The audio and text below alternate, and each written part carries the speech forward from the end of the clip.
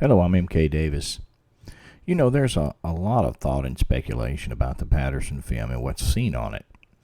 And, there's a lot of things that can actually mislead the viewer into drawing conclusions about the subject.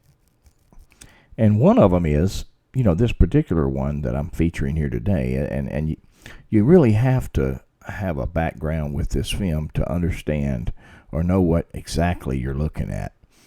And that deals with coloration or tones in the palm of the hand or on the bottom of the foot.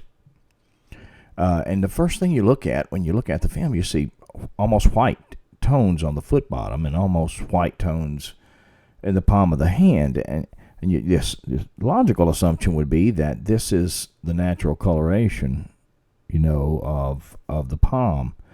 But is it really? The reason why I say that, let's just take a brief look at the palm right quick.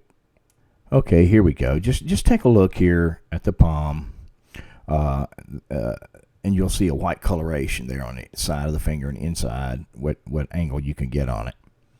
And, that must be how a Bigfoot's palm is.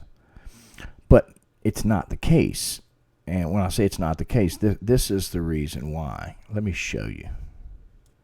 This right here is probably the clearest single image from the film. And it was taken from the original copy. A really decent density of scan. So it's going to show things in a superior way.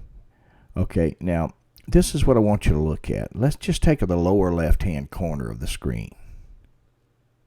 Okay, here we go. Let's just kind of zoom in on it. And then we'll freeze frame it right there.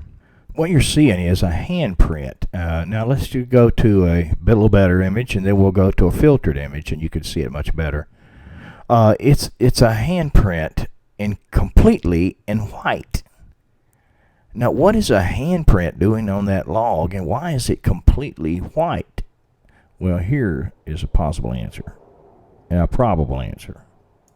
This photo right here is Bob Gimlin riding on a horse in the bed of Bluff Creek, and he's got a pack horse with him. And they're on a road. You notice they're on a road that's very hard packed. The animals aren't sinking at all in it. And the reason why it's so hard packed is because they take that loose sand that you see there at Bluff Creek that wouldn't support much, and they mix lime with it. And then they pack it down, and it sets up hard. And you could literally drive a car down in there once that process has been done. So they kept lime down there for that purpose. And the lime was usually pretty thoroughly mixed with the sand. So when someone got it on their feet or got it on their hands, they left a milky white, impression. If they put their hands on this log, then they left a handprint that's white.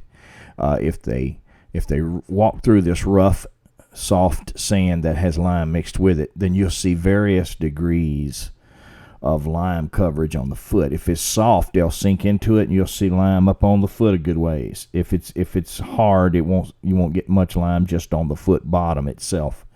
And that's what you're seeing there in the film. It may not necessarily be the actual color of the palm or tone, or the color or tone of the foot bottom either.